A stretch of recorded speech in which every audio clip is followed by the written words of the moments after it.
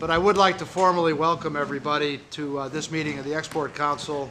A lot has happened since we met on June 6th, and it's good to see so many of you here as we gather our feet underneath us, talk a little bit about what we've accomplished and what challenges still lie in front of us, which will help us shape the agenda for the next year and the next term.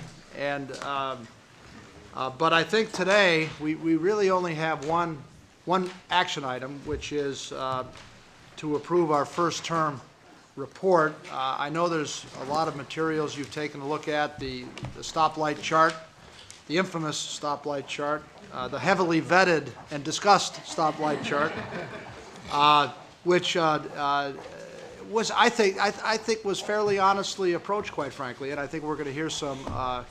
Red is good when you really want to solve problems, and there's some red on the chart, and that's good, and that just lays it out what we have to do. And the statutory thing we have to do is the implementation of our 24 letters of recommendation, which have already been written, already sent, but given the way Washington works, we now have to approve them. Okay, so we'll do that, and we'll get a little bit into the challenges that lie ahead. But listen, I'd like to just we have some distinguished regulars and some distinguished guests, and if there's any comments, and I'm going to go down a list of folks here. Starting with the Vice Chairman of the Export Council, Ursula Burns. Ursula, do you have any opening remarks? Just briefly, thank you, Jim, for shepherding us through our first term. It was, I think, useful. We are holding this meeting at a critical time for our economy, definitely. We have a good opportunity to review the progress, as Jim said, that we've made so far this year, and some of the work that we have to do in the next 4 years. Significant progress was made not by any individual constituency, but because we worked together. And we helped move along towards the goal that the President had laid out for us. We've increased exports across the board, manufacturing, services, agriculture. In fact, we're about halfway to the goal that the President laid out of doubling exports in 5 years, so it's pretty good work. In particular, I'm pleased that the Senate today, I hope it's today, or in the next couple of days. Maybe hope today. it's today. Maybe today. Hope it's the next couple of minutes. Yeah. We'll vote to pass PNTR for Russia. It's something that we've been working on, something that we stressed the importance of at the beginning of this PEC, and I think by working together with people in this room, but people outside of this room as well, we'll probably be able to get that passed today in the next couple of minutes. A couple of other few good examples, the trade agreements with Korea, Colombia, and my home of Panama were signed as well. Go Panama. There's still a lot to be done, though. I mean, that's just a little bit of the work that we have to do. We need to reform our tax regime, which is being worked in and out of this room. We need to complete and begin implementing the Trans-Pacific Partnership Agreement. And we need to continue to work with the U.S. government agencies to update some current export promotion advocacy criteria that are increasingly out of touch with the way that business is done around the world. And it's particularly important to a company like Xerox, which is a services company. And I look forward to actually another couple of years just working on this and having some fun. Great, Ursula. Thank you. Thank you very much. Your leadership and contribution has been fantastic. Secretary Blank, Commerce. Great. Thank you very much, Jim and Ursula, and thanks for everything that you've done here on the PEC. And thanks to everyone here on this committee, including members of Congress. Congratulations to Senator Stabenow on your re-election. So good to see you. I want to start the morning with what I consider to be an exciting piece of news. This morning, the President issued an executive order. I've actually got the text of it if anyone wants to read it, establishing the Interagency Task Force on Commercial Advocacy, led by the Commerce Department and by our Advocacy Center. I know a number of the companies here have used the Advocacy Center. Last year alone, the center helped U.S. firms win about $87 billion in contracts, 85% of which was export content. And that's a substantial increase over what they were doing in past years. As you know, our exporters face increasingly tough competition from major international public contracts. And through this new task force, we really want to bring the resources and the engagement of over a dozen federal agencies. The idea of the task force is for us to coordinate advocacy across the federal government to help strengthen the playing field for U.S. companies. I think we've been doing a good job on that with this executive order and some of the abilities it gives us to coordinate better. We're going to, I hope, do an excellent job providing stronger commercial diplomacy, better market intelligence, heightened visibility of new opportunities, and better access to all the tools and resources that agencies provide, including financing and technical assistance. Of course, this is part of our broader continued efforts under the President's National Export Initiative. As many of you know, exports have been leading the economic recovery, growing faster than many other sectors. Though they have slowed down a little bit with the growth slowdown in Europe and Asia, we are still on track to break a record for U.S. exports this year, exceeding 2011's record-breaking $2.1 trillion, so that will be good news. All of us in the administration place a high value on the input that we get from private sector leaders and PEC members who've given us such great recommendations over the last 4 years. And let me just reflect a moment on how far we have come. You have been champions of the NEI, helping us increase exports by over a third from 2009 to 2011. At our midway point, we were right on target for that doubling of exports, and supporting 1.2 million export-related jobs along the way. You have strongly supported and are working on letting U.S. companies take advantage of the trade agreements in Korea, Colombia, and Panama. Thank you for all your work on the PNTR. Let's keep our fingers crossed for later today. And you've really worked to help entrepreneurs and business owners understand how they can use exports as a strategy to grow their own jobs with the help of the federal government where we can be useful. Perhaps most importantly, you've helped formulate some very effective strategies that use a strategic and a data-driven process to identify and analyze the markets and sectors where the U.S. has or should have a competitive advantage. So I specifically want to thank the Global Competitiveness Subcommittee for identifying where public-private engagement can make a big impact with measurable results. On that note, I was in Africa last week promoting the trade and investment goals of the U.S. strategy towards sub-Saharan Africa, which the President issued in June. Sub-Saharan Africa is forecast to grow between 5% and 6% in the coming years, faster than other parts of the world, including the United States. And 6 of the 10 fastest growing countries in the world are in sub-Saharan Africa. So this is a region of the world with enormous potential for export growth. In Johannesburg, I launched the Doing Business in Africa campaign, which is aimed at involving more American investors and exporters in the African market. And in Nairobi, I launched a commercial dialogue between the United States and the 5 nations that represent the East African community. That commercial dialogue, among other things, is going to bring private sector leaders into policy dialogues about the key reforms that are needed to reduce trade barriers and enhance the business environment in that area. I've got to say hello to Gary Loveman, who I last saw when he was a graduate student at MIT. Hey, Gary, it's good to see you.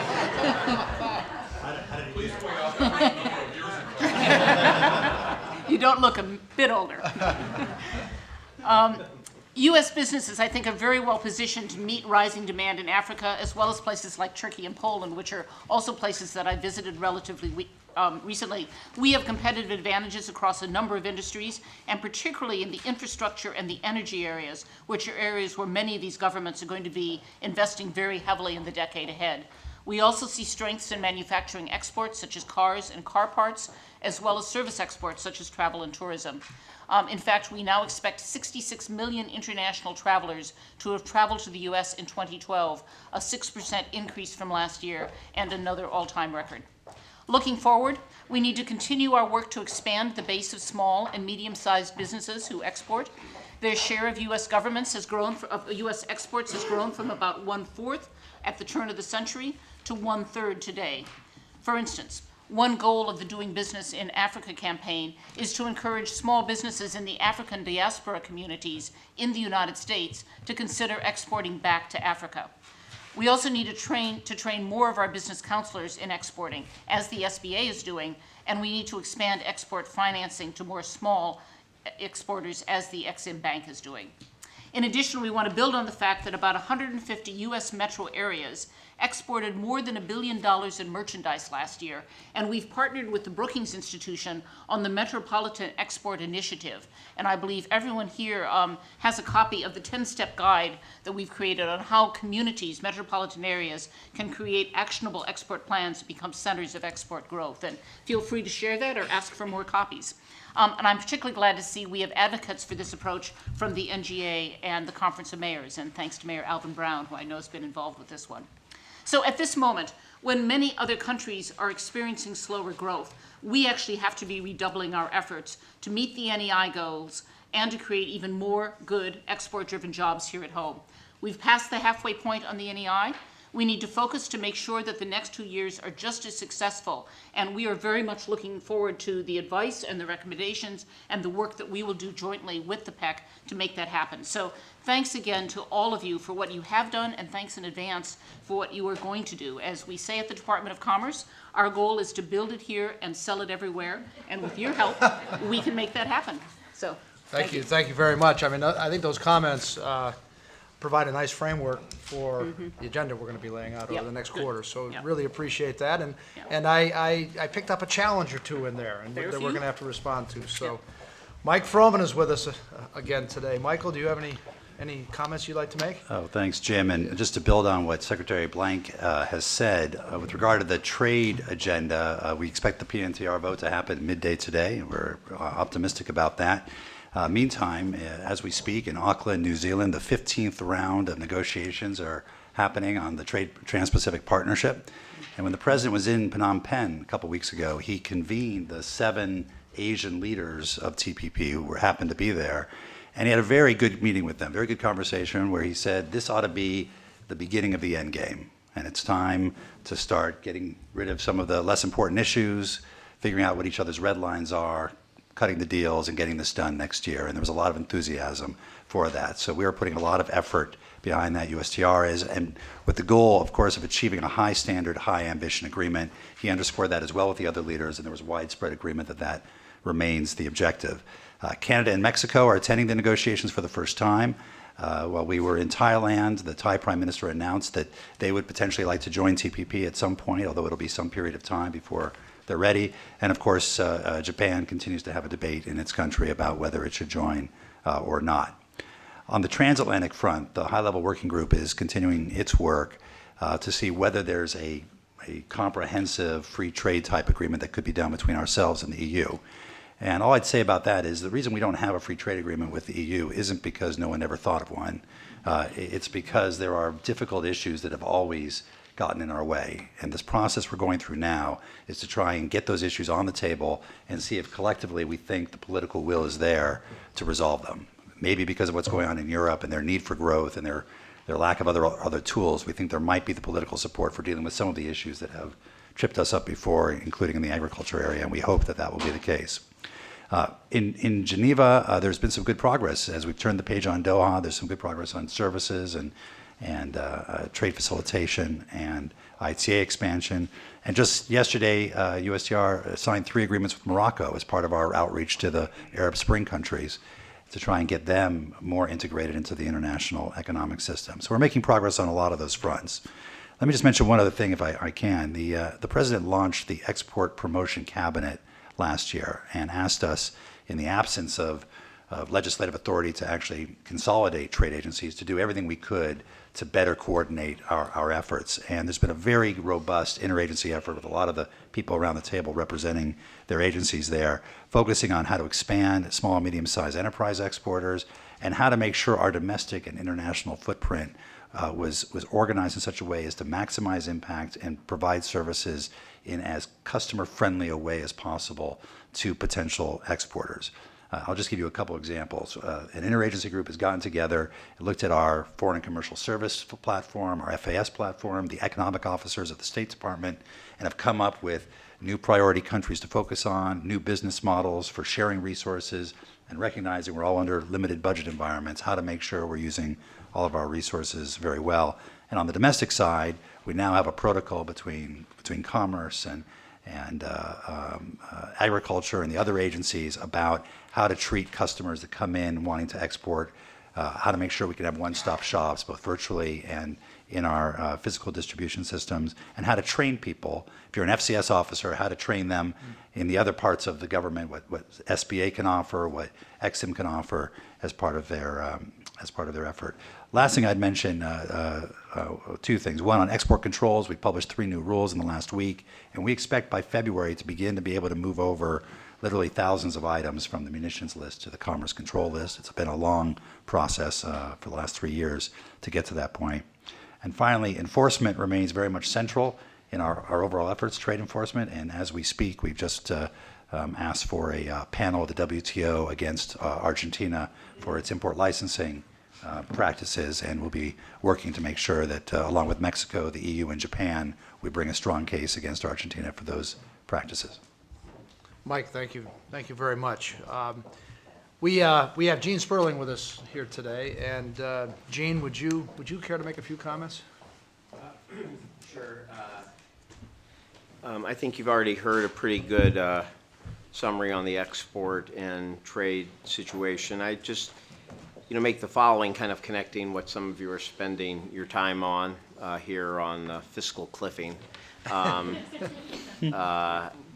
with this, which is to say, we obviously, in terms of our export agenda, there's the policies that we take, and then there's the degree of growth we have in our main trading partners.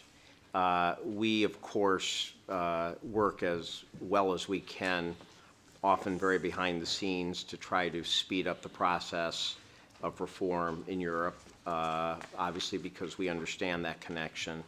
In terms of China, it's harder to read. I rely more on you. Andrew was in the Wall Street Journal yesterday, having been a bit dark earlier on China, seeing a little pickup according to there. So, we're always a little bit at the mercy of just what is the general demand there.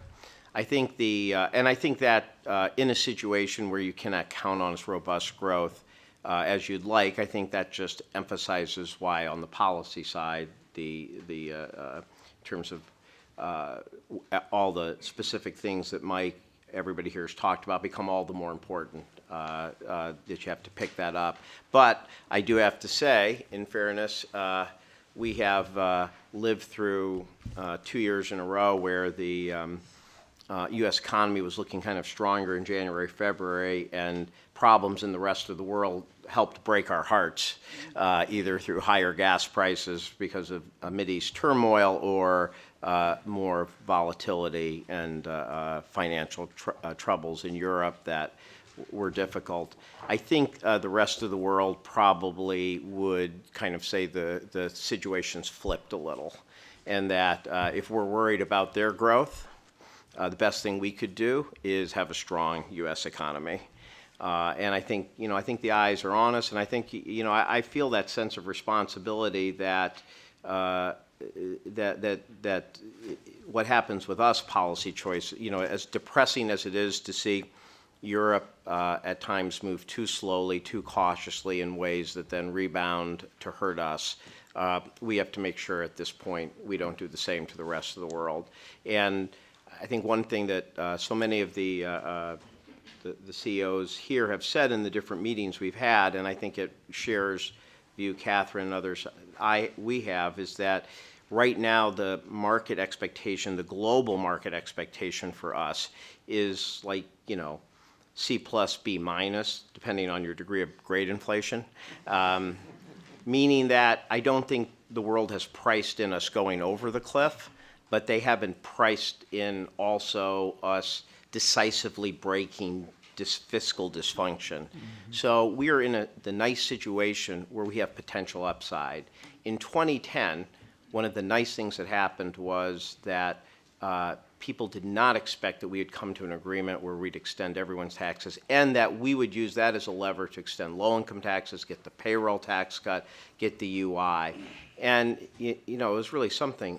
After that budget agreement, across the world, projections for U.S. growth went up 0.5 to 0.6. That's really something to have a policy moment where it changes the entire projection of U.S. growth by, half, sometimes a full point.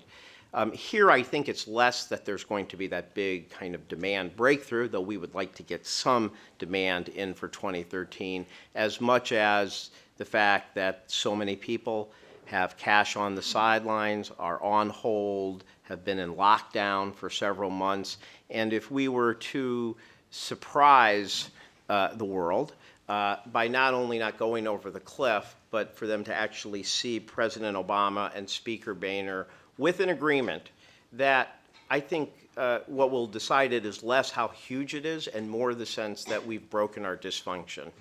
You know, we didn't cure the deficit in one agreement in '93, but then markets reacted a lot to their sense of whether they thought the parties were going to work together to solve it. And so I think we have a very positive moment that we can try to solve. I also believe that there is upside on the housing side as well. And oddly enough, I do believe strengthening our economy will, obviously you could say, well, that's going to just strengthen imports coming in, but I think we all know it doesn't work that way. When we're strong, everyone's a little stronger, and I think that will help on the exports. The analogy I often use to the way the world looks at us sometimes is that when you're a kid and you're fighting in the back seat with your brothers and sisters, you really think that your parents care who's right or wrong. And if you could just get your case out a little better, they'd be with you. And then when you're a parent, you realize that when you were a kid, like, they just wanted you to be quiet and get along. And I think there is a certain degree that the rest of the world would just like to see us get along. I've never seen so little asks from the different parties of we want Medicare this or rates this or anything that, as much as just, can't you guys just get along in the back seat? So it's tough, it is hard, but we are really trying to get there. You heard Tim say we would be willing to go over the fiscal cliff. That's saying that we obviously can't take the worst deal, that we've got to obviously fight for a good deal. And so you do have to be willing to let a terrible thing happen. But that's not the goal, that's not the aspiration. Everything we're doing is strategizing, and I think that is not going to just be good for imports. I think it's going to have a larger impact on 2013 globally, which will be big for exports as well. You and Larry Summers figure out how to make very fundamental points in very clear ways, in very different ways. That was good. And since it's such a topical subject, and since Gene is right in the middle of this right now and has been very constructive, any questions from anybody on that, or is it all so much out there that I think we're up to speed? Jim, I might ask a question just on Sure. global trade. I'm with UPS and have to explain what's going on in exports all the time.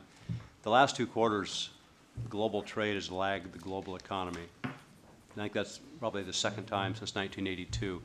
And I keep getting asked why, and I don't have a really good answer on that. Can you help me?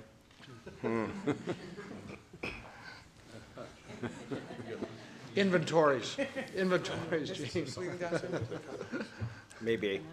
I'd rather give you a thoughtful answer Yeah. later than a wrong answer off the cuff. Yeah. It is a tough one. Yeah. Senator Stabenow, do you have a comment or two for us?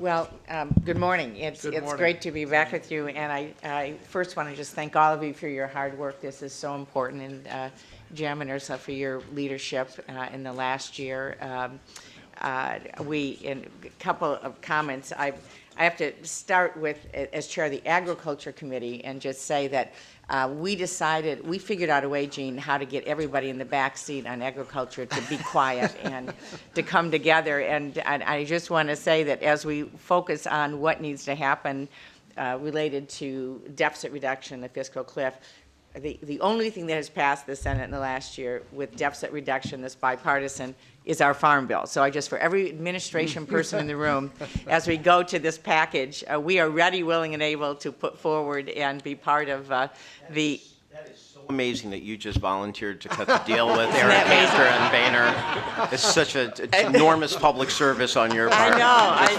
know. I'm volunteering. You let the 4 ag leaders in the room, the deal is done. I mean, I'll just tell you right now, at least we have a piece of deficit reduction that we are more than willing to put in front of us. And also with my ag hat on, let me just say that we all know this, but we are #1 in the world in terms of agricultural exports. So this is a very important part of our export, and we do have a 5-year farm bill pending that is bipartisan with deficit reduction that does have important trade support efforts in it. And so that's an important part of moving forward on trade as well. We do go back today by noon. In fact, I apologize for having to leave in just a bit because we do have Russia PNTR that is coming up for debate very shortly. We will have a vote at noon. We fully expect that this will pass. We've been working closely with the House to have a bill that would not need to go back and forth. Essentially, the bill that came from the House now is the bill that will pass the Senate. I do want to thank those involved in trade enforcement efforts, Ron, Kirk, and Mike, because we want to make sure when the doors are open, they're open for our businesses. It's a level playing field, and there's important trade enforcement provisions in this PNTR. So I think that's important as part of it, and was a real priority for me as well. So we are going to get that done earlier this year with a lot of challenges. It seems everything has a lot of challenges. We did get Ex-Im Bank reauthorization. Fred, we did get that, as you know, and with a lot of effort. And I want to thank Chairman Ackford for bringing an office to Detroit. We're excited about that, and I know Andrew is as well, Andrew Liveritz, and all of our Michigan businesses that we will have a bank there. And I want to thank both SBA and Export-Import Bank for focusing on small business in that context. So thank you very, very much for doing that as well. And finally, let me just say that from my perspective, and I know you share this, but coming from Michigan where we make things and grow things, I don't think you have an economy unless you make things, grow things, and ship things. And so in that context, next year, as we go into tax reform, as we go into larger policy, I look forward to working with all of you to make sure that we continue in America to make things here as well as grow things here and then ship them. And that's how we're going to continue to grow the economy. So thank you all for your hard work. And thank you for your leadership, Senator, and thanks for coming today. I know it's a tough schedule. Senator Brown, I think you were going to make a comment. Thank you. Yeah, Chair yeah. Yurdy and Vice Chair Burns, thank you. And my mother always thought that I was right when I was in the back seat. I do remember, some of you are old enough to remember this. I'm sorry I'm telling this story, but I couldn't resist. And Trish and I were noticing that 6 people wrote down that, and we're all going to take credit for this back seat. We're not giving any footnotes to Sperling for coming up from. But I remember, and those of you that have, some of you are old enough to remember this, when seatbelts came in, my parents, we were going from Ohio, where I grew up and still live, to New Jersey, to Ocean City or someplace where we'd go every year, and they got a seatbelt fitted in the back seat. You could get it, but it was one seatbelt across the whole back seat. And there were 3 brothers. I was the youngest, and my mother always thought I was right. And it was not a very easy trip to New Jersey before the interstates were completed in our part of the country. Anyway, but thanks for what this organization does. I come from a manufacturing state, as Senator Stabenow does, and we're also an ag state and many other things. And our unemployment rate around the time of the auto rescue was over 10.5%. It's most recently was 6.9% as of last month. And part of that is the work that you all do in exporting. We've seen part of it was auto rescue.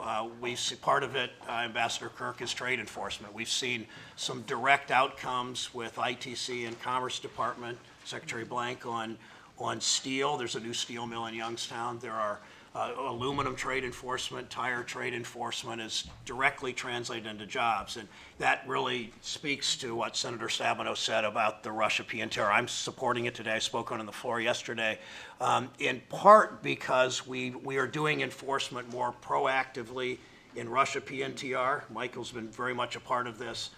Than we did with China. We know what happened with China in the rule of law, the difficulty, whether you're shipping or whether you're manufacturing or whether you're competing with Chinese exports, how difficult it's been to enforce trade law sort of retroactively with China. The damage, particularly to our small business, and I appreciate the efforts of this, even though many of you are large companies, the interest of this council on small business exporting, and they need the partnership of the federal government and Exim Bank and all in doing this, and how important that is. But, you know, so many small businesses, so much damage is done to them by unfair trade practices when other countries, primarily China, but other countries don't follow the rule of law. And by the time we can respond on their behalf in partnership, whether it's ITC or Department of Commerce, the damage is already been too much inflicted on those companies and those workers.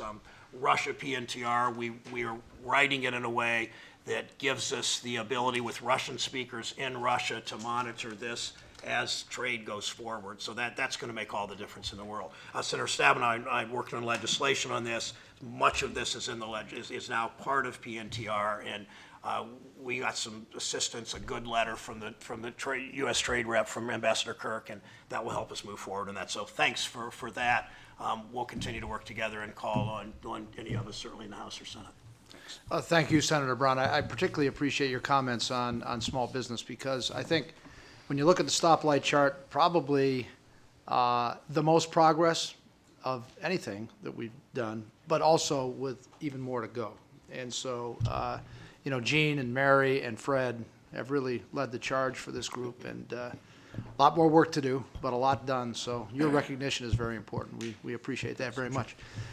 Mayor Brown, who I Thank just you, met Mr. Chairman. from Jacksonville, Yes. the city of Jacksonville. Yes. Please offer some comments. We'd Thank you. enjoy I hearing want to thank you for this opportunity, and thank you and the council for their leadership. The council is greatly appreciated by the U.S. Conference of Mayors, and we're grateful to President Obama. As you know, Mayor Nutter made this one of his top priorities. He would love to be here, but he is literally coming back from a trade mission from China. So he would have been happy to be here. As chair of the U.S. Conference of Mayors Exports and Ports Task Force, we've been focusing on some of the things you talked about, really being strategic and helping small business get access and really expand their business in the marketplace to be able to compete. But we also focused on working with Congress, encouraging them to invest in ports around the country and making sure we modernize our ports so that we can improve the cost of the efficiency of moving goods, which is very important. But the other thing I want to mention is the fear factor of small businesses, and I think Fred and others know this, that they have a fear factor in terms of exporting. They don't have the resources, they don't have the expertise, and they don't have the deep pocket. And so that's one thing we're focusing on as a conference, but we're pleased with all the help we're receiving from the federal government and the tools that you're providing for small business, which is very, very important. The other point is mayors are increasingly becoming involved in education. We know that we have to do a better job focusing on math and science and technology to be able to compete in the marketplace and have a skilled workforce. I know in Jacksonville, I want to thank this administration for supporting what we're doing through a public-private partnership with CSX, the Department of Transportation, Secretary Ray LaHood. We got a $10 million TAGA grant. Our port is a $19 billion economic engine in Jacksonville. It's responsible for 65,000 jobs. So it's you talking about growth. You want to really put people back to work, I'd say focus on the ports and help small business. My last point is this. I think there's no way we can solve any of these problems if we don't work together. Public, private sector partnership, that's what we believe in as mayors. We know that the private sector is the engine of any community, and we're focused on it like a laser. Our conference this year is going to be from January to 17th and 19th here in D.C., and the mayors will be talking about these issues. But I want to thank the administration. I want to thank Karen and Fred and others who've been really focused on this like a laser to really support small business because they're the backbone of our economy. You know, I think really appreciate that report. I mean, one of the themes of the last year has been to reach out to mayors and governors and connect them to our efforts. And you're a living, breathing example of that, and so is your city. So I appreciate your comments, and appreciate the transition to Administrator Mills, who probably has had as much to do with small business, making it in all kinds of ways, including exports, as anybody. Do you have any comments, Karen? Yes, thank you, Jim, and thanks to everybody in this group who's really worked so hard to make these export goals, particularly for small business, gain the momentum that it has. As Becky said earlier, it's about 30%, and it's the fastest growing piece. We have realized a number of things, and I really want to underline what Mike Froman talked about earlier. We have pulled together an export cabinet, and that export cabinet has developed together a plan, and there's sort of two noteworthy things. One thing the President has said and done from the beginning is say this is not about silos. Everybody has to be coordinated. Everybody has to work together. And in the absence of actually a reorganization, let's just act as if we are completely coordinated. This export plan that we pulled together really underlined the fact that this is a ground game. On the small and medium-sized business aspects, everybody has to be working with small businesses one-on-one in a coordinated way. The STEP grants that Congress gave us in the Small Business Jobs Act proved to be very, very influential. This was $60 million over 2 years that went to state international trade offices and allowed a coordination on the ground between the commerce forces, the SBA activity, the Ex-Im Bank activities. We are developing joint financing programs. We are dealing with the fear factor because many of these small businesses, they don't know where to go, they don't know how to do it, and they're afraid they won't get paid. So we have now quite a robust, on-the-ground set of activities, and we are starting to see in the numbers the results of what we call this coordinated ecosystem.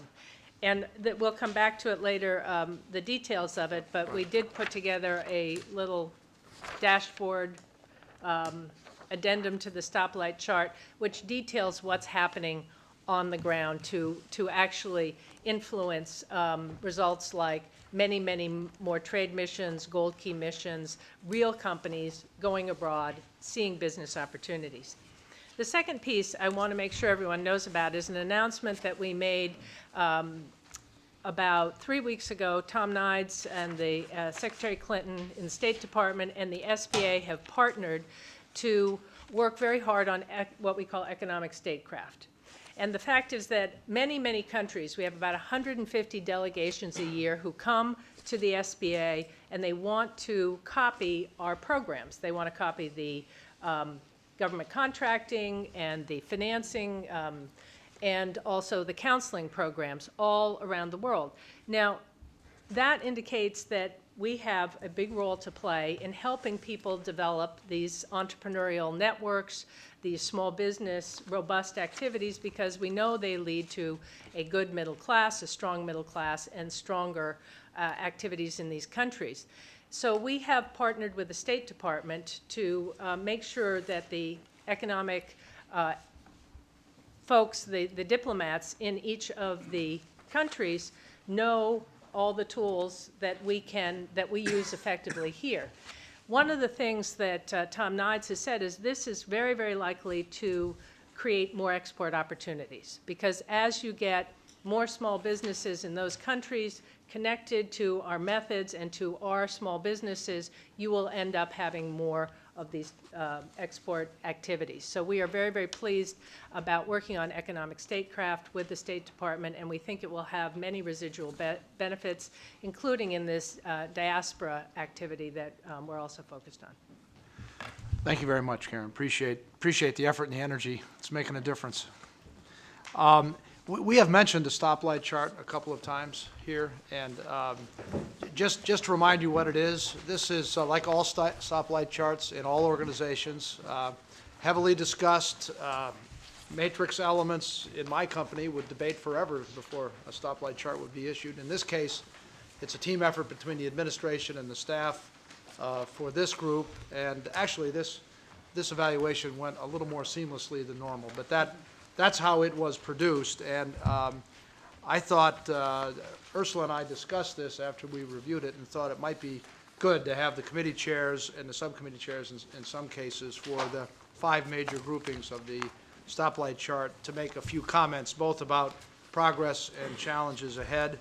But Secretary Blunt, do you have any comments before we jump into it, or should we just jump into it? So I just wanted to thank the ex officio yeah. members of the council and their staffs for all the work that they put into this, and the executive secretary for coordinated that effort, and it does always take time. Yeah. But as you noted, it's really the red areas here that I hope we Sure. focus on in the next several years to say, what Yep. should we be doing? Or move the goalposts on the Yeah. green ones so that we got more to do. Turn them red.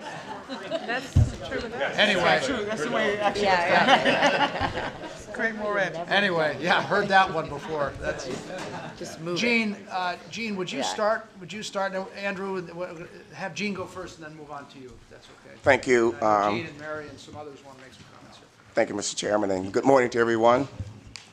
It has been a thought-provoking conversation so far this morning regarding small business. I think it's been very interesting, especially since I chair the SME committee. With regards to the stoplight, I think that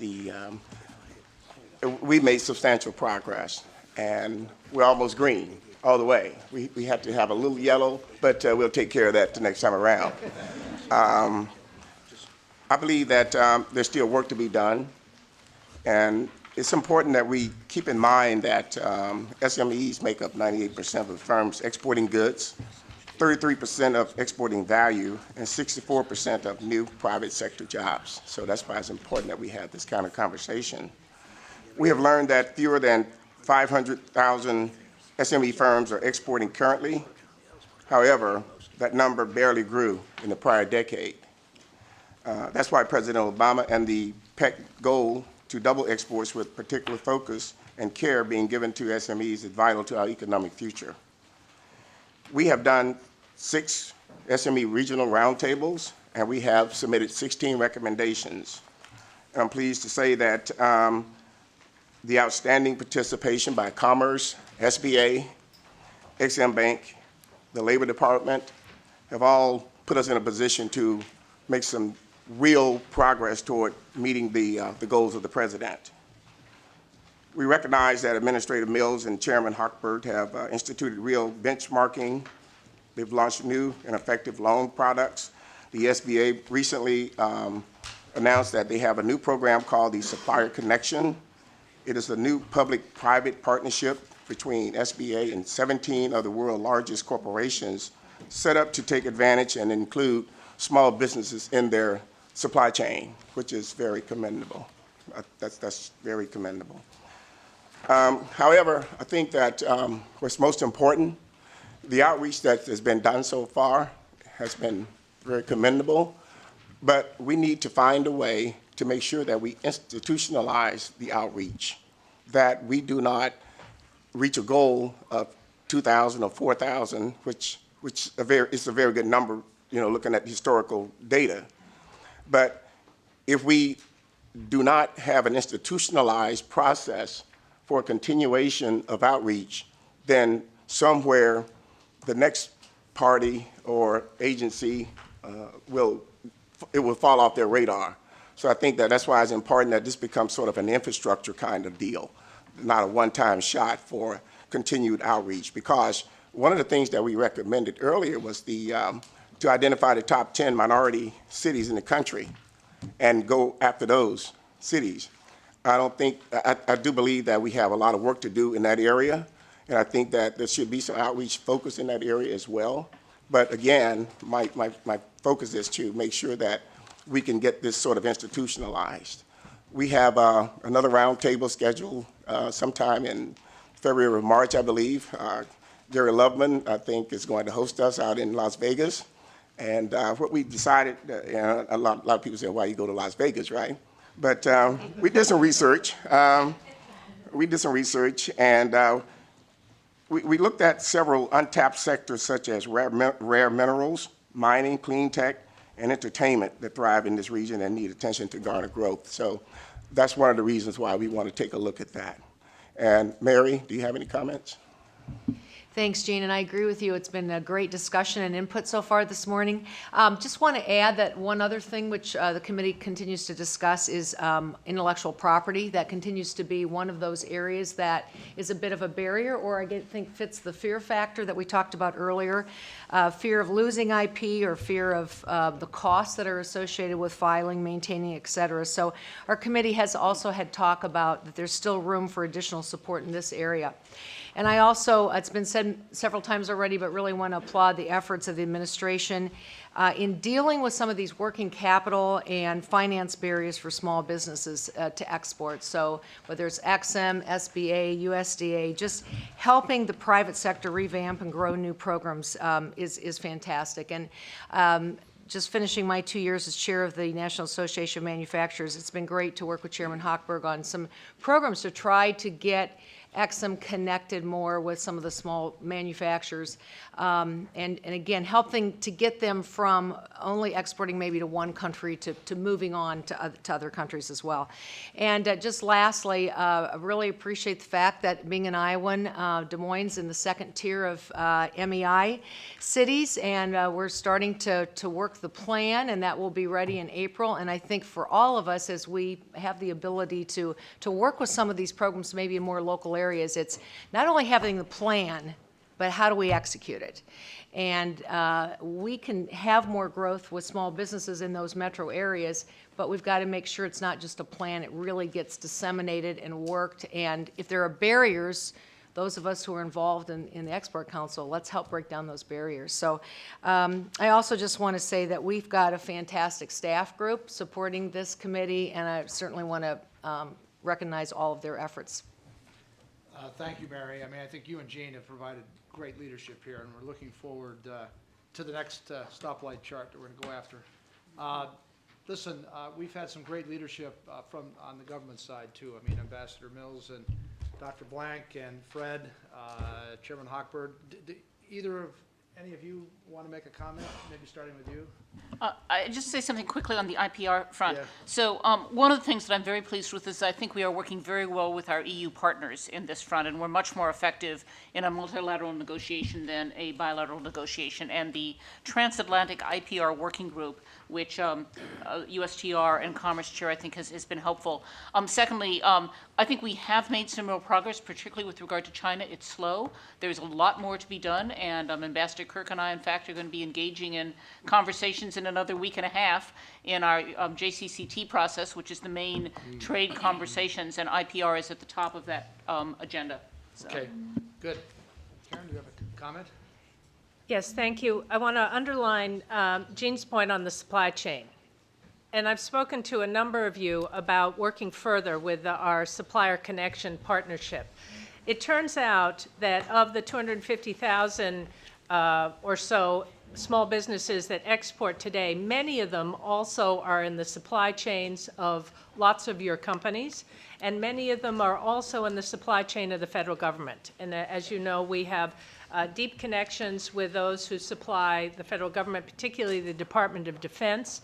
And the one thing they say to us is, we want more commercial business. We need to be able to also export, find ways to take these products that we are using to serve the federal government and sell them to other companies and sell them overseas as often as part of your export activities. So we are going to try to take this core group that we think overlaps significantly and reach them better through technology, through portals, identify opportunities for them, and then we can come behind and offer them financing and other support so they can grow and be better parts of your supply chain. Thank you very much. Fred, any additional comments before we move on to the next one? I'll be fast. Yeah. Access to capital is critical, and as a result, we ran what's called global access forums to help small businesses. We actually ran 42 of them in the last 2 years. We launched it at the Chamber. One of the things that was key was to speed up response time. We actually came up with something called Express Insurance. We actually were able to give exporters a quote for credit insurance, for receivables insurance within 5 days. It was actually cited by Harvard University this fall as Innovation Award. And one of the things we did focus on is cutting our response time. We get 90% of all transactions out in 30 days.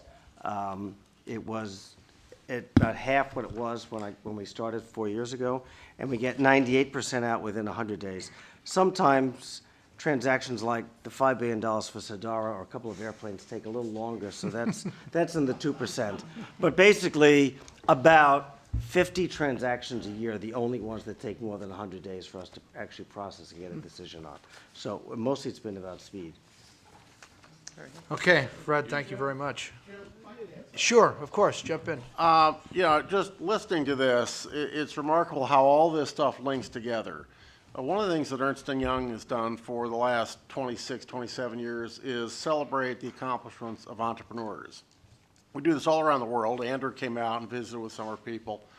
But about 2-3 weeks ago, we honored the United States Entrepreneur of the Year, and Secretary Blank, Undersecretary Sanchez was there for a while, and the winner this year was a man named Hamdi Uyukaya from Chobani Yogurt, upstate New York, and he stands up and in accepting the award says a few things. First, he says, "I'm a Turkish immigrant," and he talks about how important this is, and he tells a story that he summarized as only in America, because he said that there was a plant of yogurt upstate New York going out of business that he bought, guess what, with an SBA loan, that now has built itself into this remarkable business. And this is how all of these different things link together, and in his words, only in this country. So it's a spectacular story we need to see more and more of. Hey, terrific. That's inspirational. Thanks for sharing it with us. Andrew, Global Competitiveness Subcommittee. You're on. Thank you, Jim, and I'll also refer to the stoplight chart and the greens, yellows, and reds. Won't cover all of them. Some of the team will have things to say specifically. I'll turn to Bob Iger here on intellectual property rights here in a second. Obviously, it's a lot of it's been said in terms of the green. Just to highlight, 2 senators just left to go vote on the most important green-yellow on this, and so clearly the mutual accomplishments of everyone on the team and this committee, the staffs, obviously PNTR is like huge and a really big achievement. So we are awaiting the result, which we expect to be very positive for all American business here in a bit. And so that's huge and positive, and maybe Ambassador Kirk will have a few things to say here in a minute. But just while I've got the floor, I'll go through the rest of the updates. It's very clear that 21st Century Trade, Mike Froman came to the BRT yesterday, and he's gotten the business community very involved, as you know, Jim and Ursula and others who are on that body. We are lending a lot of support, this team, this subcommittee, our council, to TPP as really the priority for next year. And of course, adding countries can slow things down, so we have to be appropriately cautious. But there's a real positive development in a multilat like this. The United States hasn't had one for a while. You know, the 3 that Ursula talked about were unilats, and so to get a multilateral of this type in, where the U.S. is showing leadership is an incredible accomplishment. And with Pacific Rim countries in particular, we all know about the focus from the White House and all of business on the Pacific Rim. So we're very hopeful that that'll be the accomplishment that this subcommittee and all of us will work hard with our recommendation letters and all of our other forums to make happen. And of course, I don't want to leave the other ocean alone. It's already been mentioned from Mike Froman and others that we'll also, and you'll see it as a kind of a mixed color bag here, transatlantic partnership, yellow-red. It's no longer necessary to go back into history. We just have to have a transatlantic US-EU combined approach to standards and all the things that matter to us as a free trading nation. And I think it's very important that we finally move that forward. That will be a little more difficult. It's going to have some big issues, not the least of them in agriculture. But we of course, will be working on that as the year unfolds. So I think those 2 are very big positives in terms of it's a priority for us going forward. The achievements in the green clearly are there to be read. The last thing I'll say, and then I'll turn it over maybe to Bob Iger, is and other members of the committee, is of course what our backseat car analogy works here. Mr. Sperling, we tax reform and the notion.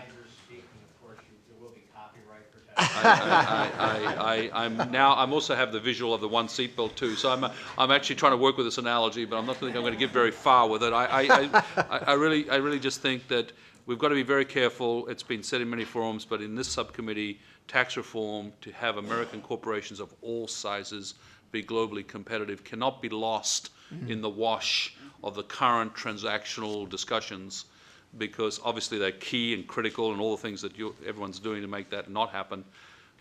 But certainly tax reform to keep us competitive, simplifying the tax code, a view towards global competitiveness on the tax rates, and a view towards some degree of territoriality. That's a tough word for an Australian to say. We need to really bring that into the conversation in our committee next year, and so that becomes a priority, and that's why that's red.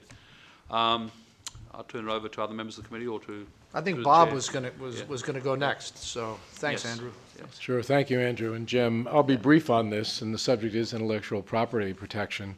In a way, Acting Secretary Blank said it all when she said, build it here and sell it everywhere. Yeah. Sell it everywhere is the operative term, not allow it to be stolen everywhere, or not allow someone else to steal it and then to sell it everywhere, because those folks typically don't create jobs and don't pay taxes in this country. I know a lot has been said on this. We obviously have a very robust economy, thanks in part to intellectual property protection. Senator Stabenow mentioned build it, grow it, and then sell it everywhere. We build and grow a lot of intellectual property in the United States that obviously supports the economy in so many different ways, particularly in terms of creating jobs. There has been a growing din, maybe din might be an understatement these days, about rolling back intellectual property protection provisions in a number of different directions under the guise of stimulating innovation.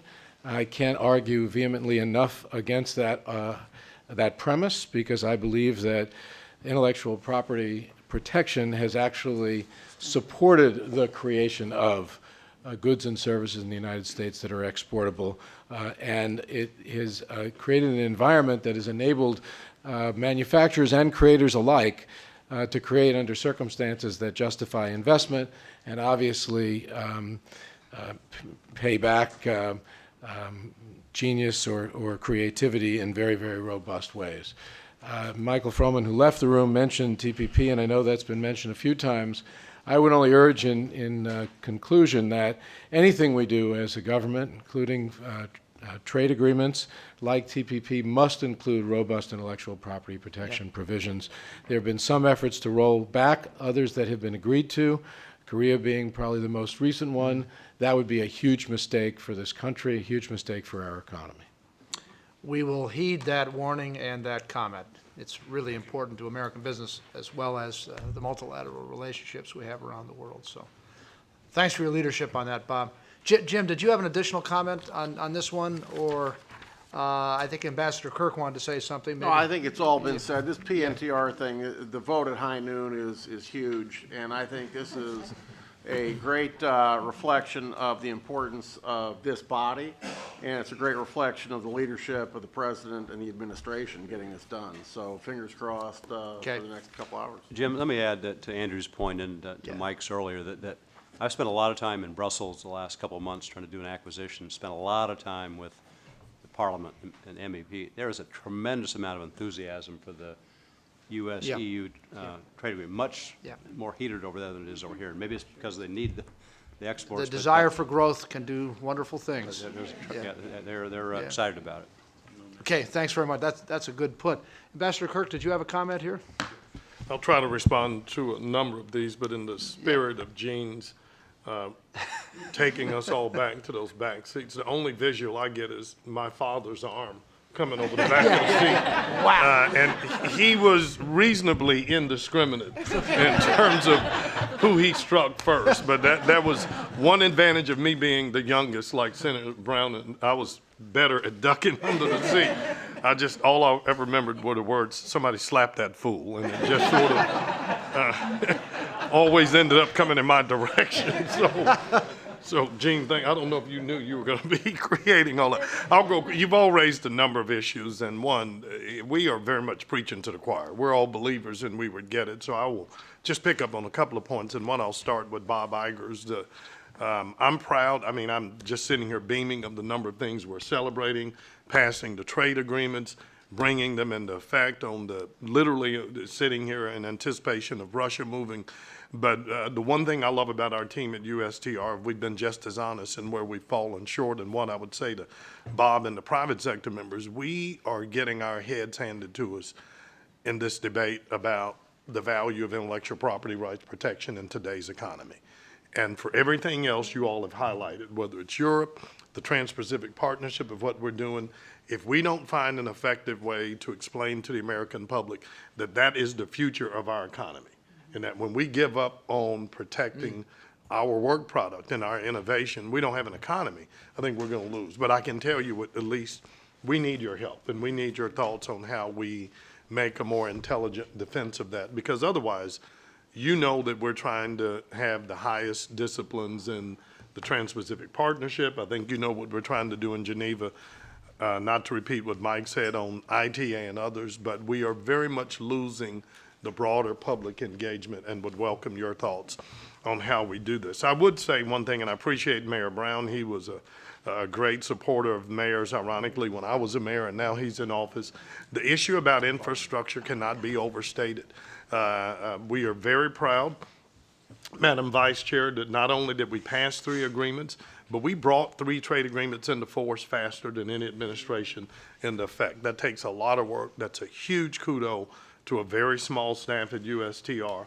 But more important maybe than even that trade agreement with Panama is that in 24 months, Panama is going to expand that canal, and it will more than double capacity. And there are maybe 2 ports in America that have their own ability to put in place the infrastructure to do that.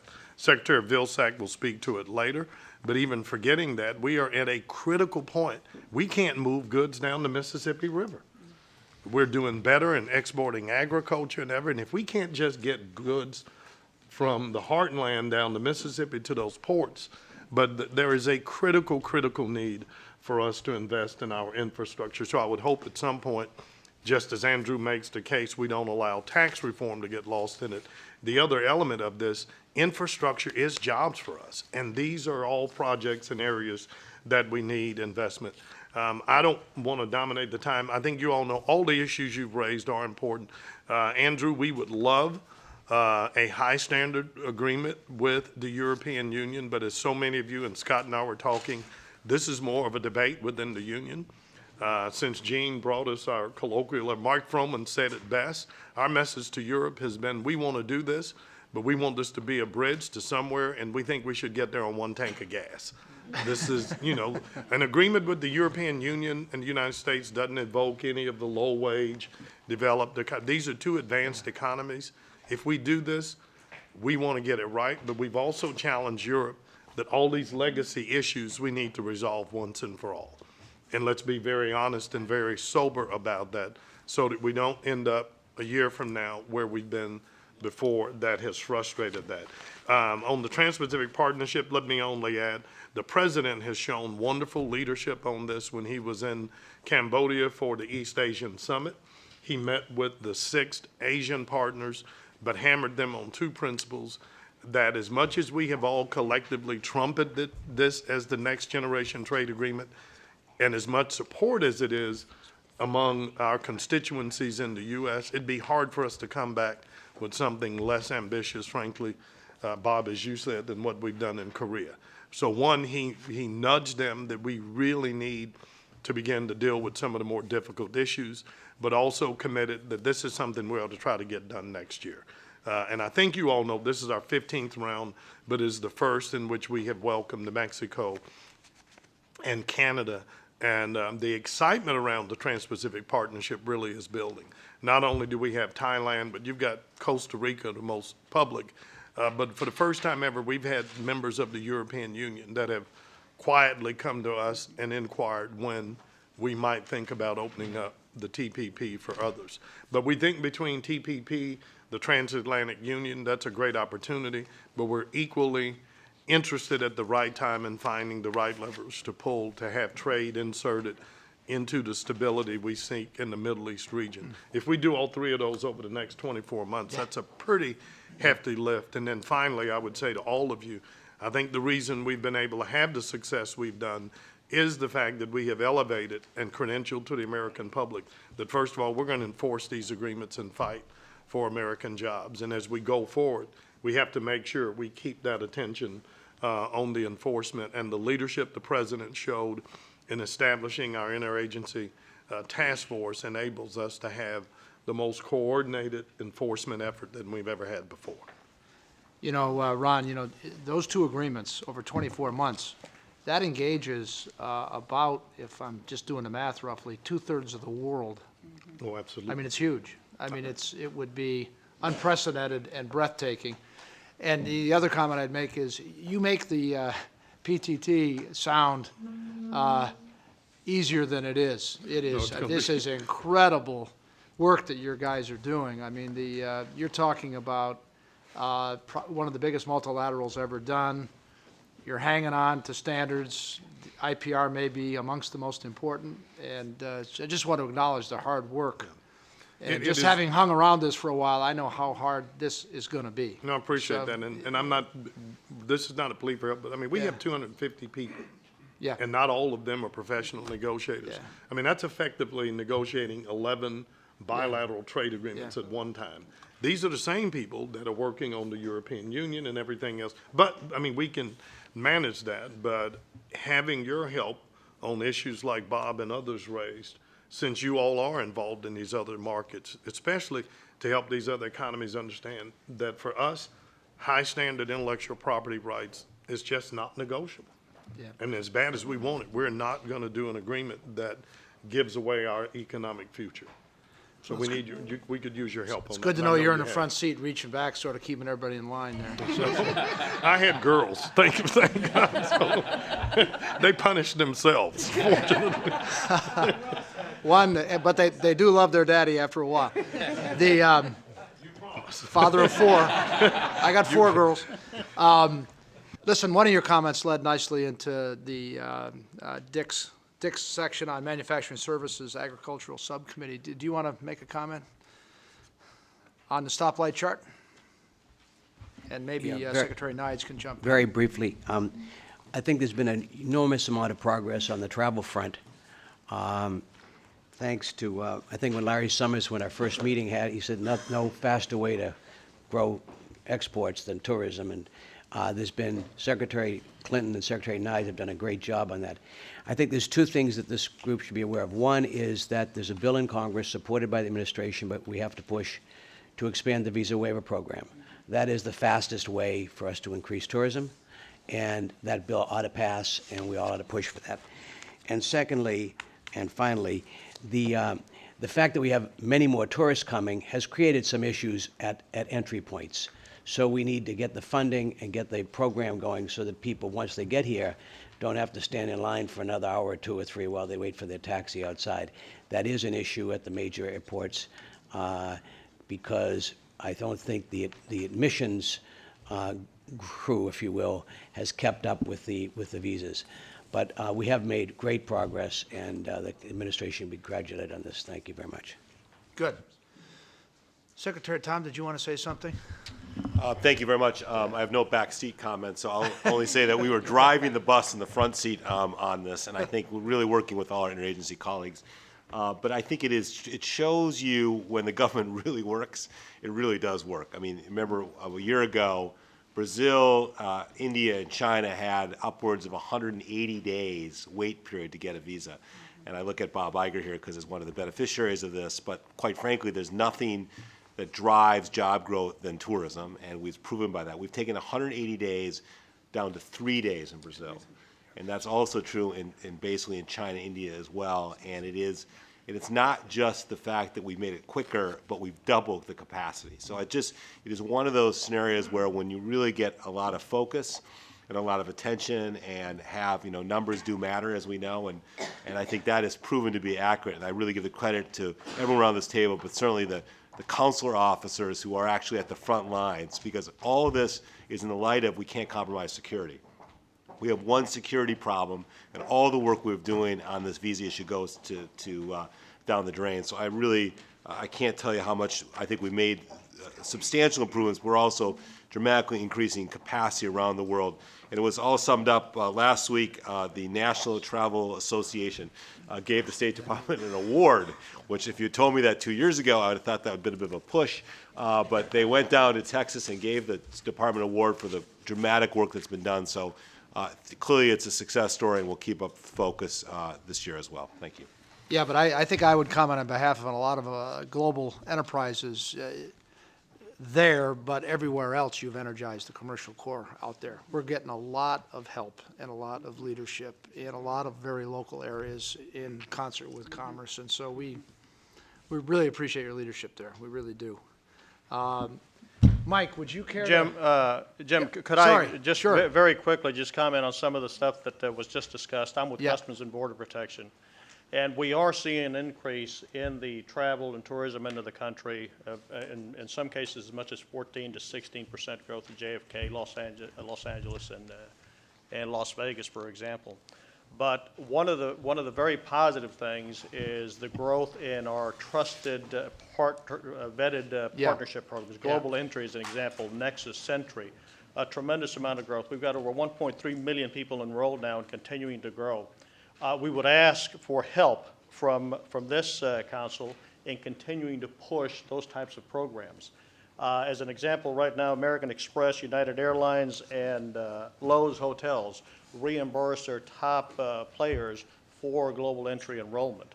In addition to that, one of the things that I'd like to point out is that as we continue to see this growth in passenger flow, we are very focused to ensure that we're maximizing the resources that we do have.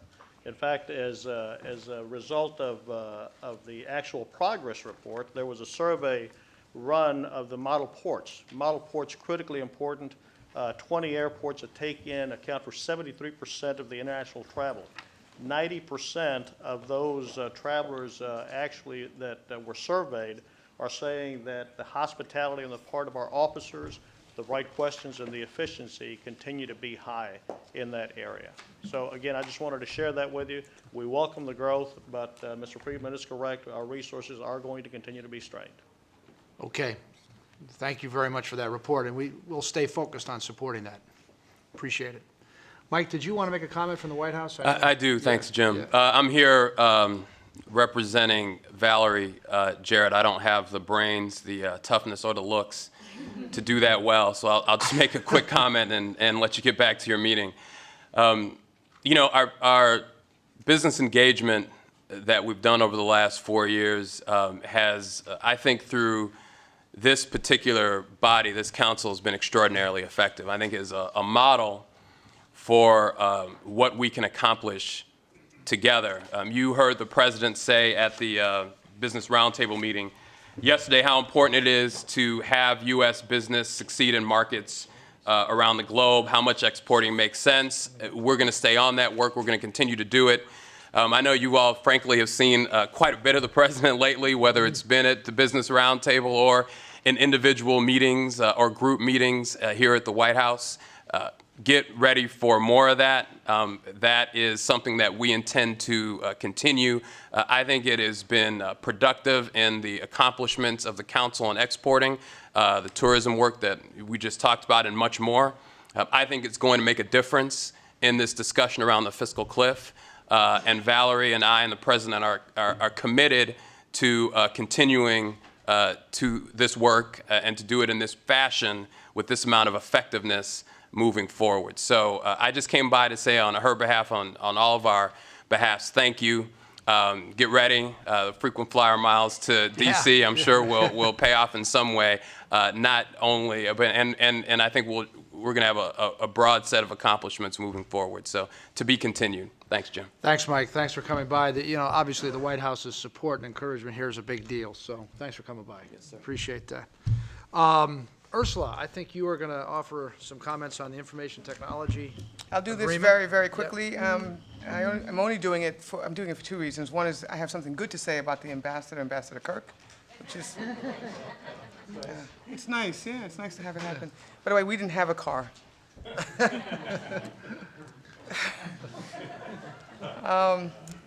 We signed the ITA, the original ITA, in 1997. And this is Information Technology Agreement. We signed it in 1997, and a lot has happened between 1997 and now from a technology standpoint. So it's really important that we update this and that we include more technologies under the umbrella of the ITA. And I'd like to commend the USTR for the administration in general, but the USTR in particular, for actually pushing this agenda forward for us. It's very, very important for America. It ties into intellectual property protection, but it also ties directly into trade, obviously.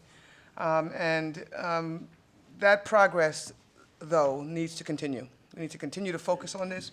We need to make sure that we continue to move countries underneath these agreements such that we don't have any leakage, and so that we can open up trade. And it's important that at the next step that we bring the agreement to other major markets, as I said.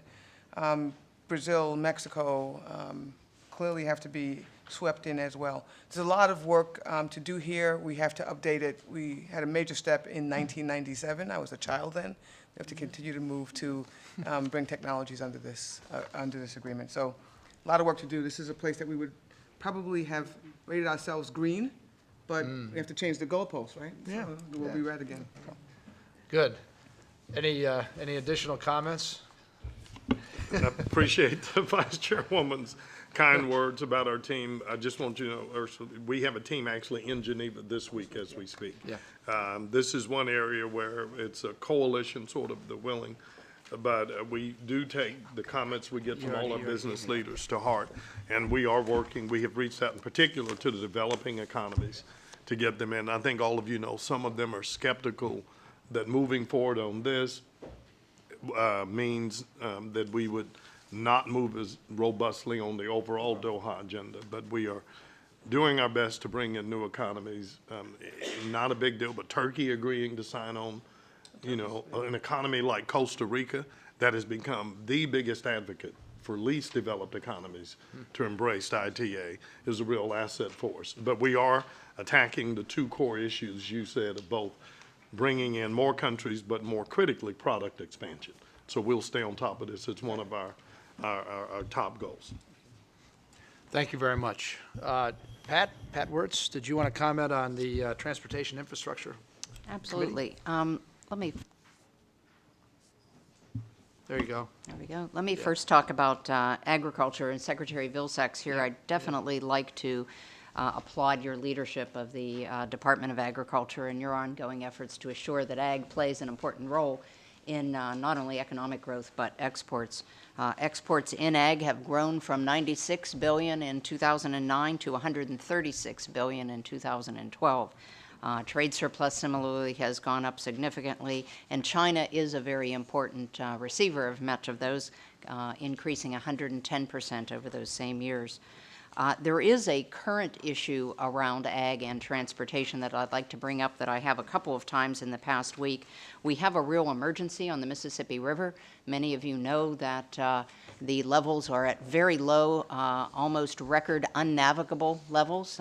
In some places they are one-way traffic or no traffic at all. It is very important that farmers, manufacturers, exporters, jobs are all it's all dependent on the navigability of the Mississippi. I know, Ambassador Kirk, you mentioned how much that's important in normal times. Right now, it is definitely an emergency time. So we have asked that the administration take the steps needed, including a declaration of emergency to address this situation. There's about $7 billion worth of goods that are stuck in the mud or will be stuck in the mud in December and January together. And kind of if you think about if you had $7 billion stuck in the mud, you'd kind of pour some water on it and get it going. This is a situation where the kids in the backseat agree. Parents, please, pull over. We got to make a stop. So I would look for everyone's help and support to try to get that to happen. Thank you. Thanks very much, Pat. Secretary, would you like to make a comment? Sure. I hope the car that you all have been talking about is running on renewable fuel. As Pat indicated, this has been the best 4 years of ag exports in the history of the country. We expect and anticipate increase in exports next year, notwithstanding the drought, to $143 billion. We've had record trade surpluses. It helps to support nearly 1 million jobs. We are looking forward to a full implementation and taking full advantage of the free trade agreements that Ron and his team have negotiated. We are very excited about Russia's involvement with the WTO because we can now get them in a forum where they have to play by rules, which will be helpful. We're excited about the prospects of TPP, but we are a bit concerned about its impact on dairy. And as negotiations move forward, our hope is that agriculture is not lost in those conversations. I will tell you that while we welcome Mexico to the TPP discussions, some of the decisions that they've been making recently with reference to potatoes and beef cause a bit of concern about their willingness to comply by standards. We've been focused on small business, as you all have discussed. Just to give you a sense of this, just in the last year, over 2,200 small businesses were first-time sellers of ag products. We brought nearly 2,500 buyers to the country last year, participated in 300 trade missions, and supported 29 trade shows that involved 17,500 business contacts, 9,200 products. Several challenges. Number one, the drought, both in terms of our capacity to produce, and as Pat indicated, the concerns that we have on the Mississippi. I can tell you that this has reached the highest levels. During a cabinet meeting, I think my colleagues can attest, the President did ask about this, and the White House is focused on trying to provide a solution to this problem on the Mississippi. But there is a long-standing concern. Drought is not just a single year. In many parts of the country, it's a multi-year issue. And I think we have to get serious in this country about climate change, and we have to get serious about investing in agricultural research so we can continue to adapt and mitigate the consequences of climate change. Secondly, the lack of a farm bill. That is a problem because the export assistance programs that we use at USDA expired on October 1st. We're cobbling things together to keep things in place, but by January 1st, if we do not have a farm bill, our ability to continue to promote exports will be severely compromised. There is an issue with cotton in Brazil, which impacts and affects intellectual property and all of the products around this table. If Brazil does not get satisfaction on the cotton issue, they have the capacity to inflict retaliatory measures, and they have indicated those retaliatory measures will not be simply limited to agricultural production and products. They will be expanded to include intellectual property as well as manufactured goods. So this is an issue that's got to get resolved. That also requires the passage of a farm bill. So everyone around this table has a stake in the passage of that piece of legislation. You may not think you did, but you do. And then while we're excited about the discussions with the European Union and a free trade agreement, a cautionary note. This is a part of the world that has not accepted biotechnology, has made it very difficult for our products to be treated fairly. And as there is discussion about a free trade agreement, our hope would be that the European Union takes a much more modern view towards science and technology as it relates to agriculture. If not, you're going to have a very difficult time getting the support in Congress to get this thing passed. Okay. Thank you, Mr. Secretary. Appreciate the comments and the perspective. Important.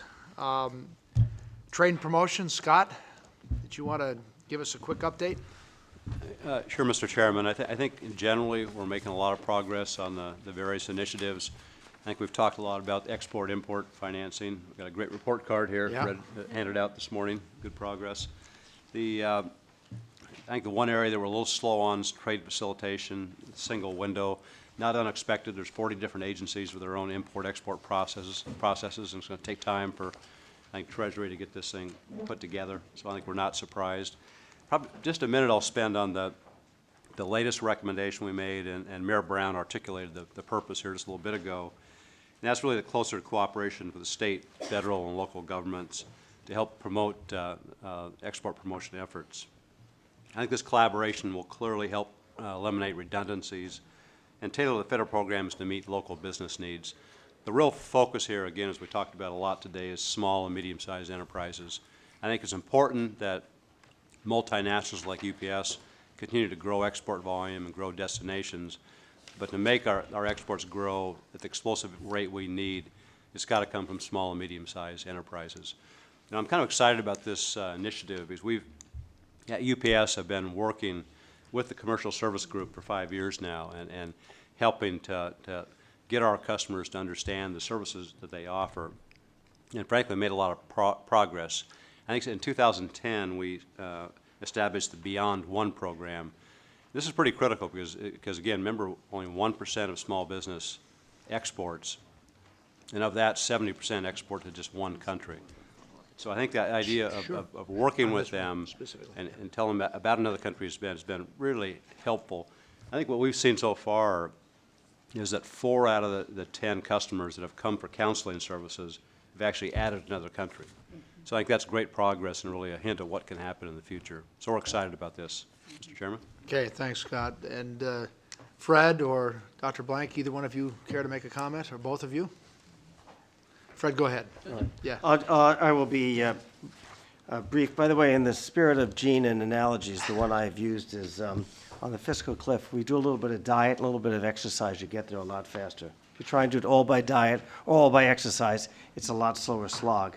The PEC advocated for a large increase in our lending authority. President Obama asked for $140 billion. As Senator Stabenow said, it was voted on in the House and the Senate in May, signed by the President on May 30th, the day before. We're now at $106 billion, on our way to $110. We just closed our year. We had a 4th record-setting year. About $35.8 billion worth of financing, $50 billion worth of exports. Interestingly, we actually financed more exports overseas this year, but, and this is actually a good trend, it actually did generate fewer jobs. The reason that's a good trend is 2 things. One, companies like Boeing are using less labor per $1 billion worth of exports. So we're actually getting more efficient and therefore a better competitor. And we're also doing a lot more service exports. Last year we did about, of the 35+ billion, about 10.5 billion were service exports. Service exports have a longer follow-on sales, but frequently are higher job paying, less job rich at the moment. And then briefly, on the SME front, we had a record year for women and minority businesses, up 17%, the largest increase ever. And just in the scale of this, the smallest transaction we did last year was $10,000. So we're able to do transactions from $10,000 all the way up. A couple of quick trends. Jim, we've been known, some people think unaffectionately, as the Bank of Boeing. I wear that proudly. You are our largest export, and I feel that very well. That's never bothered me. Never bothered me either. There's both good news and bad news, though. This year, actually, we've did more financing of infrastructure than aircraft, and in part because of the Sadara project in Saudi Arabia, which was the largest single transaction the bank has ever financed. It was $5 billion to open the largest, $20 billion petrochemical plant? $20 billion. Which will generate or sustain about 18,000 jobs here in the United States. So these are very job-rich. So now it's the Bank of Boeing and the Bank of Dow. In that order. I tried to be the bank of, I tried the bank of Xerox. One of the things we do face, though, is there's still a lot of competitors who do not abide by international framework and regulations, the OECD. President Obama and then Vice President Xi met. They have at least set a firm deadline of 2014 that we'll have a new sort of trade finance regime that will level the playing field between the United States and China, and then hopefully you can bring Brazil and India into the fold as well. And just to close, our reauthorization called for review of our content policy. That review will be submitted to Congress in late May, and we also revised our economic impact procedures, and that is actually sitting with Congress now. Thank you, Fred. Dr. Mike, a quick comment? Yes, I just want to say the Beyond One campaign has been a great campaign. I want to thank Scott for his partnership on that and all of his other colleagues. It's really been exciting. One of the other state-local partnerships I just want to emphasize for all of you is this Metropolitan Export Initiative, which we have launched in 4 target cities. We're now expanding to 8 other cities. But this, a lot of state and local economic development groups just haven't thought about exporting very much as part of what they have to put the infrastructure together for. power in their local area. And if you are in locations where you think that is true, I hope you'll work with us as partners to try to, bring this initiative into some of the localities where you might be, to think regionally about what's the infrastructure that needs to be in place, not just for your company, but for all the other companies there, that makes export out of that area easy. So that's one that I think has enormous potential, and we've really just begun. Okay. Thank you. Thanks for your comment and your leadership on that one. Director Lee Zach, I believe you have a comment on state and local cooperation with the federal government. Thank you very much, Jim. And following up on Scott's comment about the importance of working, and Secretary Blank's comment of working with state and local governments, USTDA is known for its strategic alliances, both with the public sector and the private sector. And I do want to echo Mike Froman's comments about the fact that the agencies really have been working very effectively together.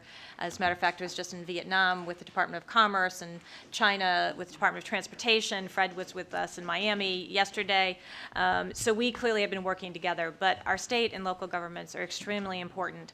And as a result, USTDA has developed the Making Global Local Strategic Partnership, and there's a brochure in your packets.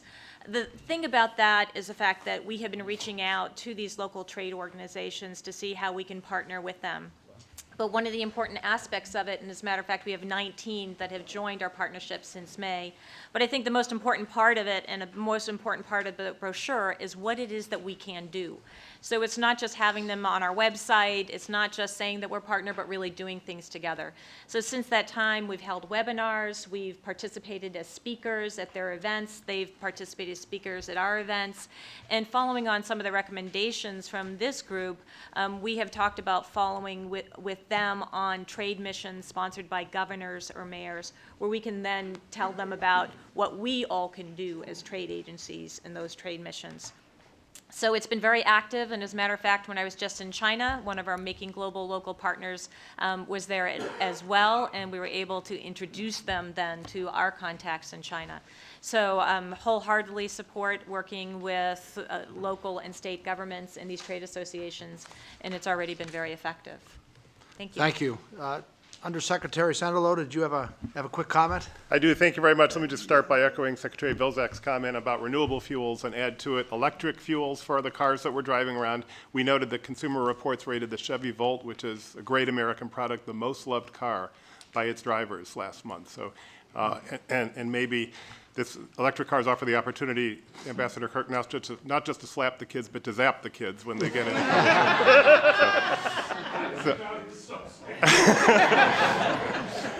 But seriously, 2 quick points.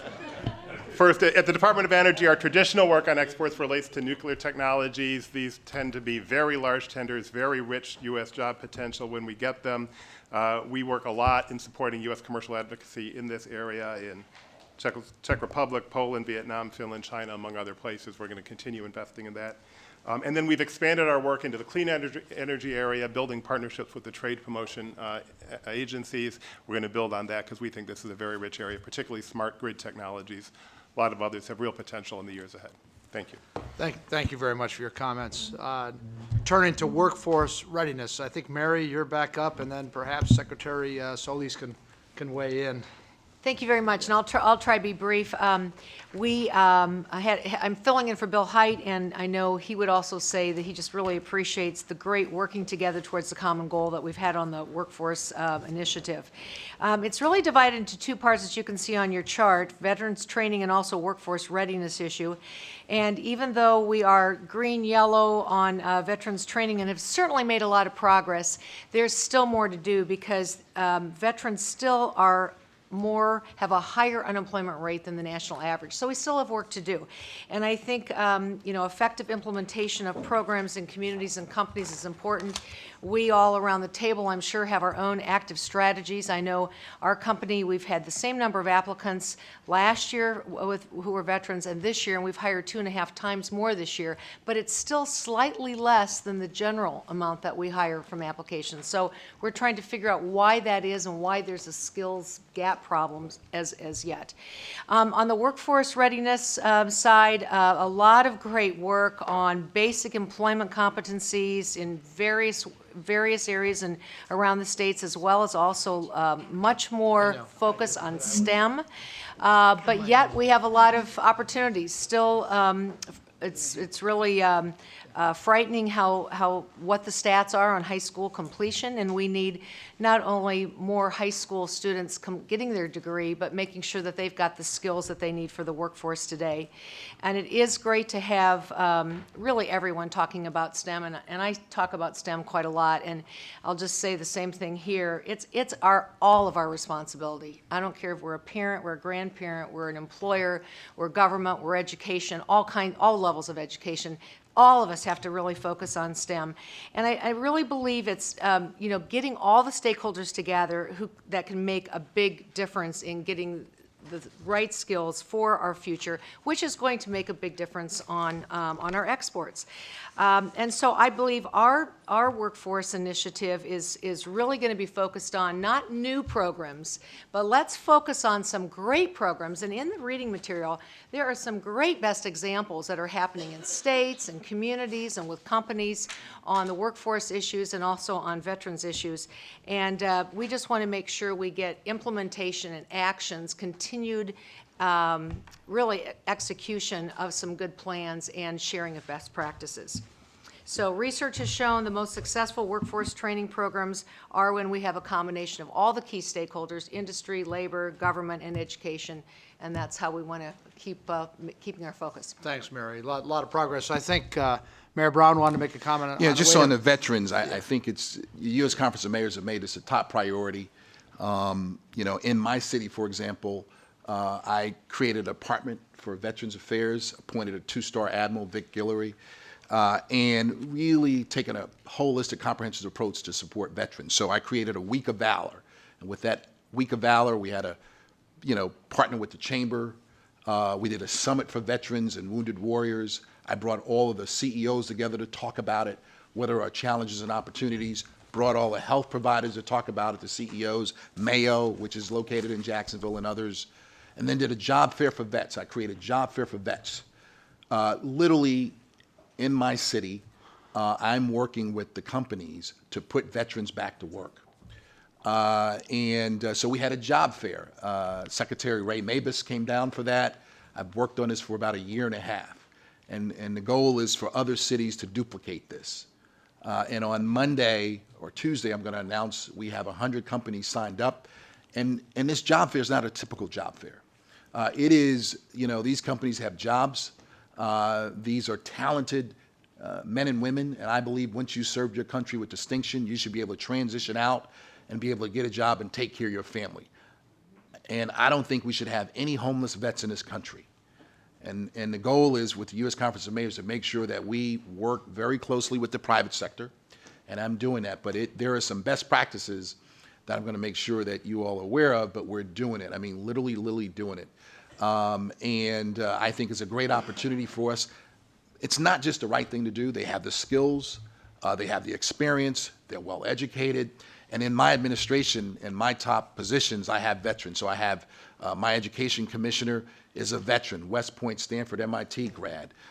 My director of state affairs is a veteran, federal affairs is a veteran.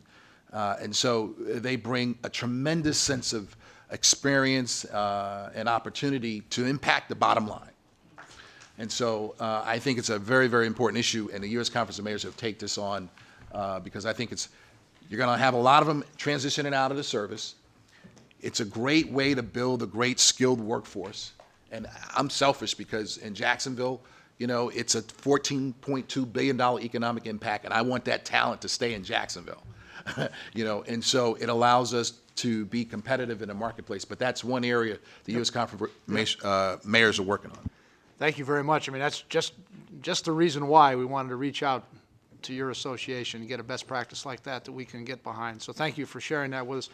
Pat, on the way to the secretary, did you want to make a comment, or did you want to go right Just to... real quickly, maybe to add to veterans, STEM, the whole discussion of workforce readiness is high school retention rate. So to even go back to before they can get into STEM programs, et cetera, still it's a very challenged area. And there are a lot of good programs, U-Turn in Philadelphia, the Jobs for American Graduates, having significant differences in where JAG has been active in 32 states. 900,000 students have been served. 90% graduation rate if they've been involved in the program, where before it's at 75%. dropout rate. So Okay. really important, even in inner city schools. Okay, Pat, thank you very much.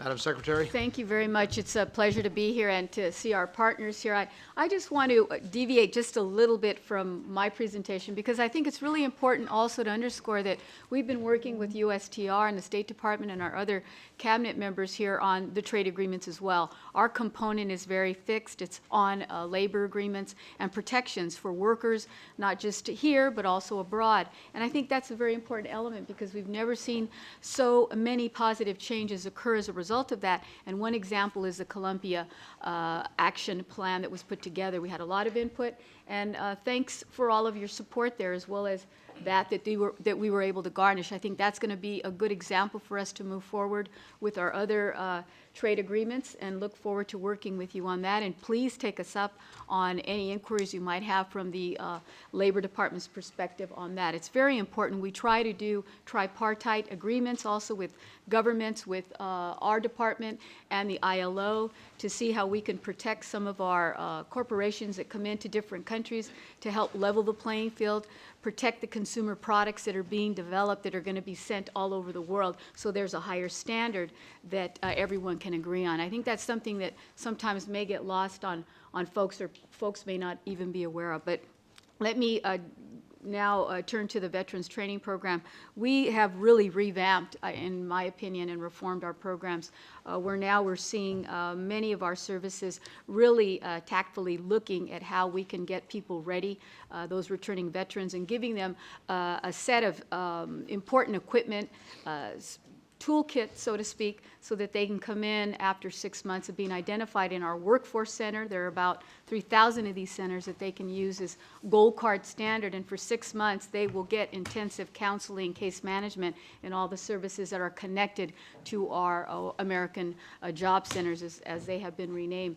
But I also want to point out how important it is that many of these young men and women that are coming back may not have had what you would say a typical work experience prior to their joining the military. So it's very important for us to help them identify their credentialing, the particular codes that would fit the type of positions that you all as employers would like to see. We are working with that right now in our ETA, our Employment Training Program, our administrator, to do that, but we need a lot of help from our community college systems and for other individuals to help understand better how we can help expedite that. That's a big challenge for us right now, but we remain very committed. We have many programs that we've opened up to allow for many of these individuals to take part in some of our job training programs on site, particularly the Job Corps program, where they can actually go through 2 years of training after they are released from their military assignment and can get trade skilled up in whatever it might be, IT, STEM, and we are promoting that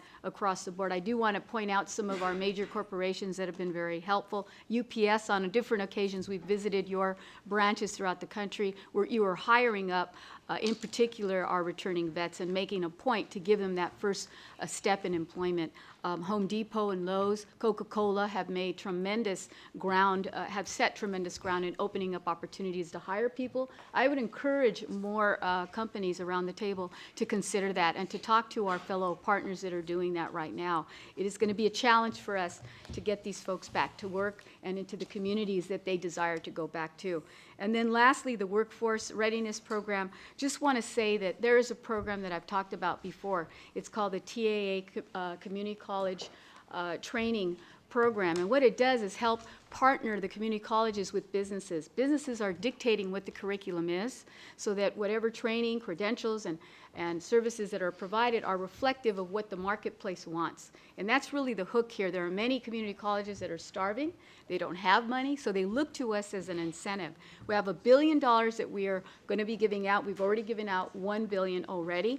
I've seen some tremendous changes occur on the ground with manufacturers and other industries that are partnering with us, like UPS, like Simons, and others that are taking hold of the training programs with our workforce efforts and actually helping to create a broader spectrum of services for the region. So I can talk about Tennessee, Kentucky, North Carolina, places where we have really seen some major changes occurring. This is just the tip of the iceberg. We really need to continue in this effort, and if we're going to really be competitive in creating products that we can actually sell abroad, and people do want our products, then we have to have an adequately trained workforce that is broad and that also contains all segments of our community, especially those young people that don't have the luxury of maybe going to a four-year university but need to get a 1 or 2 year credential. So that is what our mission has been, and we continue to work with all of you and our partners. Those are all big deals. I mean, the veterans initiatives, there's a lot of them. We need to deepen them and expose them. I mean, the best practice that we just heard about down in Jacksonville.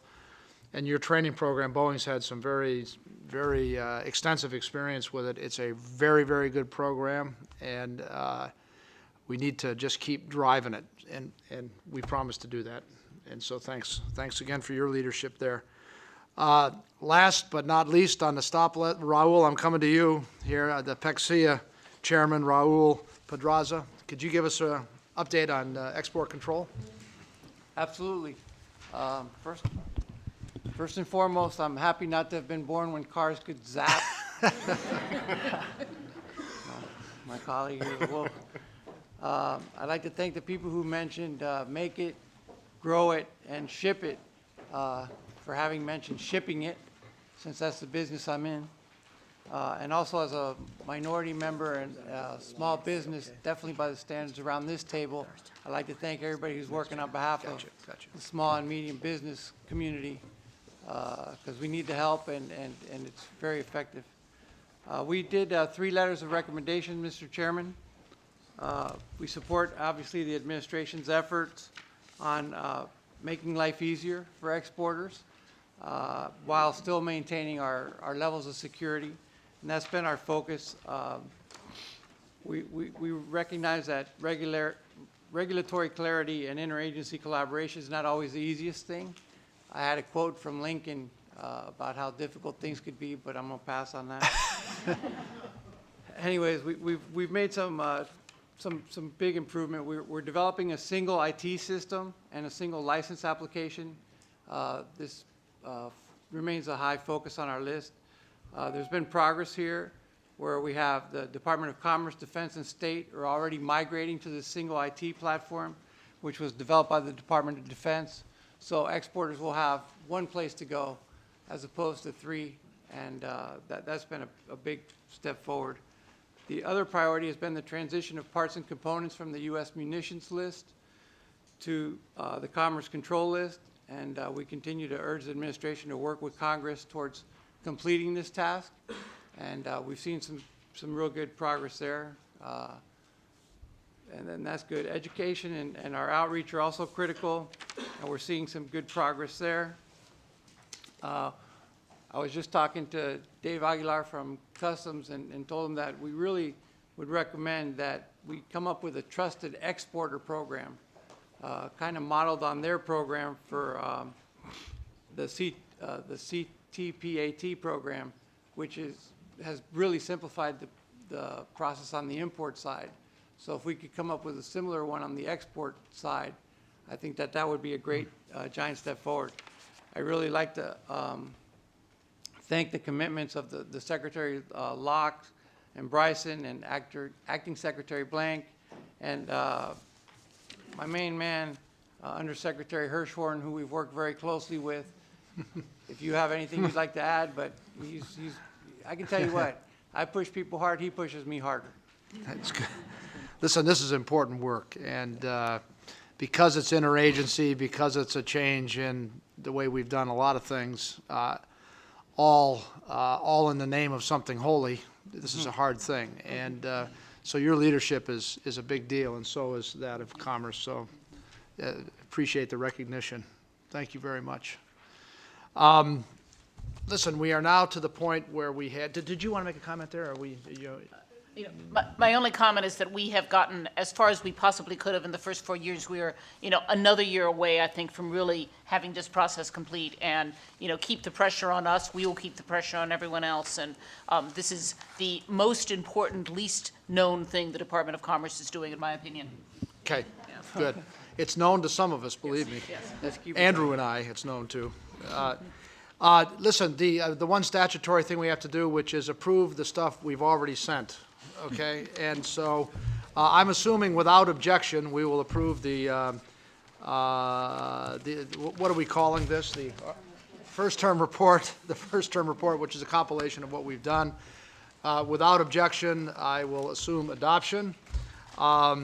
Listen, before we adjourn, I just want to thank everybody for a great first term for this group. I think we've come a long way, both in terms of focused on the issues and sort of an operating rhythm together. The stoplight chart, being able to do one and get through it and have it be the guide for the work plan we're going to put together here in the first quarter is an important part of that accomplishment. So I just want to thank everybody on the public and private sector side of the equation here, and for your team's leadership in particular. It's made a big difference. And so, Ursula, do you have a comment before we adjourn?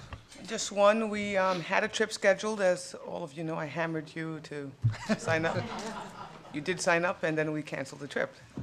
We will Yeah, I know, have I'm one getting to it. in 2013, so stay tuned, and I would expect that when we get the date scheduled and the place scheduled, that you guys will join to make it successful. Thank you.